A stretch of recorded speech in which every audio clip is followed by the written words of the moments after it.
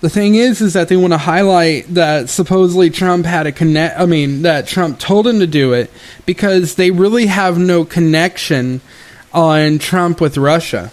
And that's a big deal, because if there's no real connection with Trump and Russia, then there's no way to impeach him on that front. It would be completely impossible. I mean, they say they got supposedly arrests and everything connected into with people connected to Russia, but that is that's like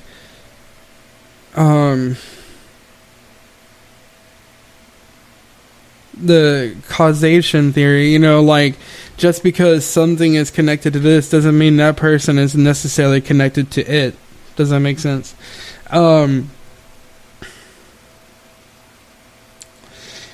And it's actually kind of scary and Orwellian how they're doing this, because the way they twist these things, and the way these people are obviously threatening people, and because they're promising Cohen to, not really promising, they're kind of holding in the air whether they're going to give Cohen a plea bargain or not. Because supposedly he didn't sign the plea bargain because he won more protections for his family. But again, there's that thing, what more protections for his family? What is it that they're not going to take? Certain funds that he made with things that he, businesses and things like that. Who knows?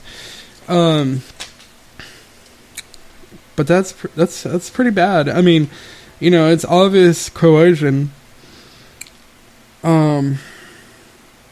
But yeah, like I said, he's saying, "Oh, I did it in blind loyalty, and I'm guilty of committing these crimes." But see, he was directed him to engage these things.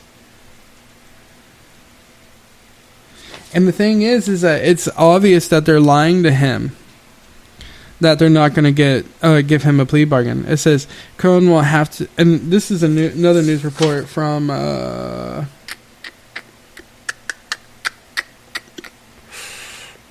I didn't mark it. Oh well. I think it's Associated Press. Yeah. But it says Cohen won't even have to report to jail until March 6th. Could still get further discount to his time if he cooperates. But that's a complete lie. If we look in the past, how certain athletes are treated, or certain actors and singers are treated when they apologize. And then you also look at other political figures who have apologized to the left, and see how they were completely mistreated and not really fairly taken as a credible apology. So they have Cohen cornered, threatening his livelihood pretty much, and threatening his family, and getting them to say these things about Trump. It says the former right-hand man to the man who became president also will have to hand over the government on nearly $2 million in combined restitution and fines, having dodged taxes while assembling real estate and taxi business holdings as a top hand in the Trump organization. But the thing is that had nothing to do with Trump. If you look, that was Cohen's own businesses.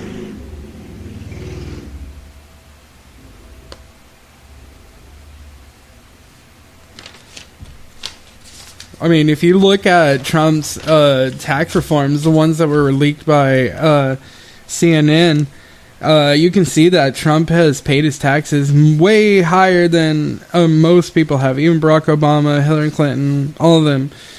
And they want to complain about his tax returns.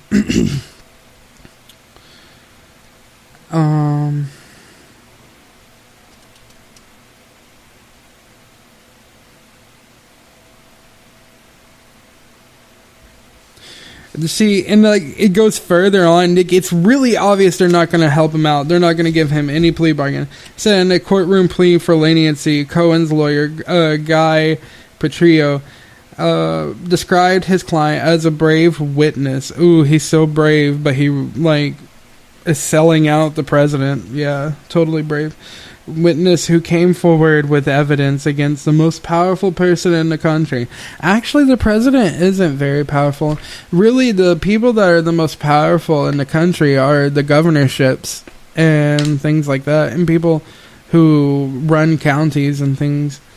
Like, president really has not much power unless he signs an executive order, but still there's, like, constitutional limitations, I believe. So, really, no, he's not the most powerful person. He's actually a part of a check and balance system in a country. And tried to draw a contrast with former Trump campaign chair Paul Manafort, who prosecutors say committed lies despite agreeing to cooperate. Yeah. No. Manafort did not lie. And that's another thing. I mean, if we even look back at Jerome Corsi's case, where they try to get him to sign off on that one thing that said, you know, oh, supposedly this, that, and the other happened. And Jerome Corsi said he wasn't going to sign it because it was all false, and he's not going to bear false witness on Trump.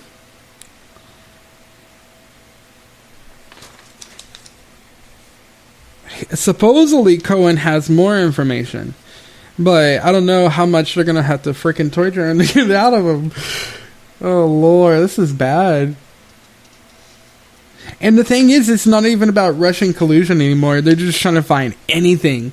Like, you know, what does campaign funds have to do with the Russian investigation? Like, how does that relate to Russia at all? It really doesn't. That's the thing. And it is a witch hunt.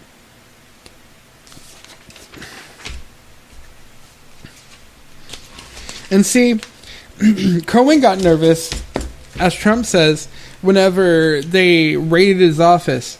That would make anyone nervous, okay? I mean, you go into someone's home, they're going to feel really insecure, and they're not sure if they're, like, you know... I mean, anybody would be nervous. Like, good God, that's breaking into their private home and, you know, rummaging through their things. Jesus. And so Cohen, like, just, of course, got nervous and started giving them whatever they wanted. That's the whole thing.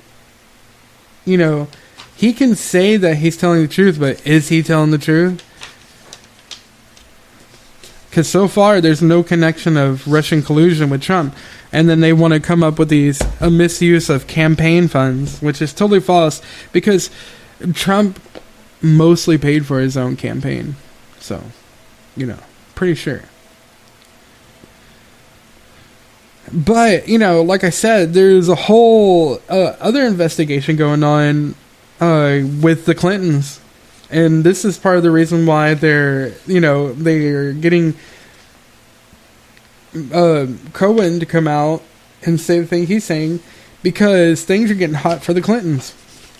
I mean, if you even watch, you know, it's kind of a side subject, but if you watch the George H.W. Bush funeral, it's pretty crazy. I mean, everybody's showing each other things, making faces and stuff. It's really weird. It's not like a funeral I've seen before.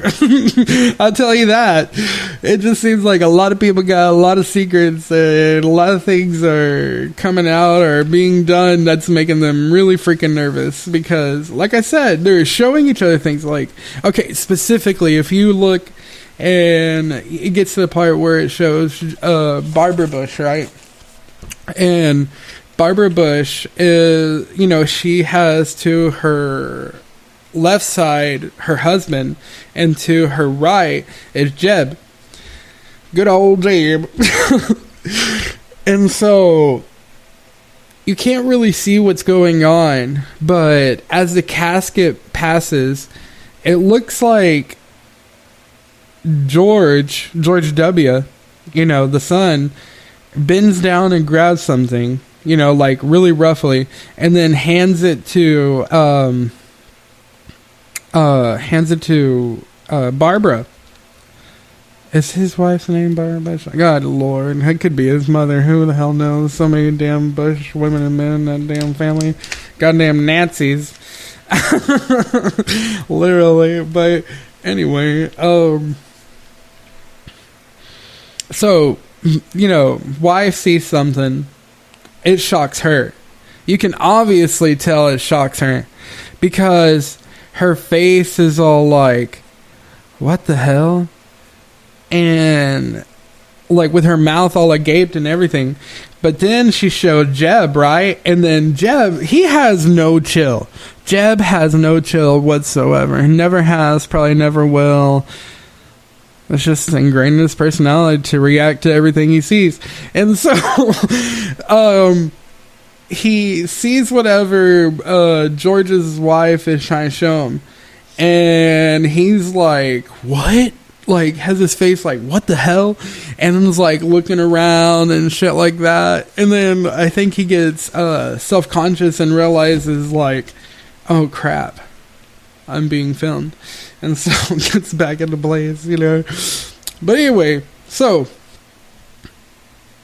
what I was talking about, there was an oversight panel hearing on the Clinton Foundation, and supposedly it blew up. This is from the Washington Examiner. And so the Republicans clash with their own little investigative team, where two private investigators had refused them certain documents that they have uncovered while looking into the Clinton Foundation. John Moynihan and Larry Doyle were the two financial analysts who uncovered that evidence. They were invited to testify, but they didn't have much to testify about because, they answered all the questions that were asked them. But the thing is that the committee wanted the actual papers. They wanted to look at it, but they denied them the 6,000 supposed documents and said they already gave it to the FBI and IRS. And it's like, what? Okay. So, I can see why. Because, think back at Comey's little hearing, right? And what did he keep saying? He said, I can't say certain things because an investigation is still going on, right? Well, that might be the thing here. They're not going to give up the documents because there's a really deep investigation going on, and it's, getting to fever pitch. And so they uncovered some things from the CFO, Andrew Kessel, of the Clinton Foundation. And he said that Bill Clinton is supposedly just blowing the money out of the foundation for business and personal use. And that he even said, from what it seems like, it was kind of like a undercover type of thing. That's what it seems, because supposedly he was going out for a lunch date with a friend. And at least that was his mindset when he went into this interview with John Moynihan and Larry Doyle. And so Moynihan and Doyle, they said that the guy said he literally knows where the bodies are buried. And that's from Zero Hedge. Okay? And this is really damning evidence on the Clintons, so you gotta watch that hearing. You really do. Proof is in the pudding. You gotta watch it. But, like I said, these hearings are really, crap, honestly. All these oversight committees and hearings and everything, they're all a bunch of bullshit, it seems. Nothing really happens. People are questioned about a bunch of things, and sometimes the questions aren't even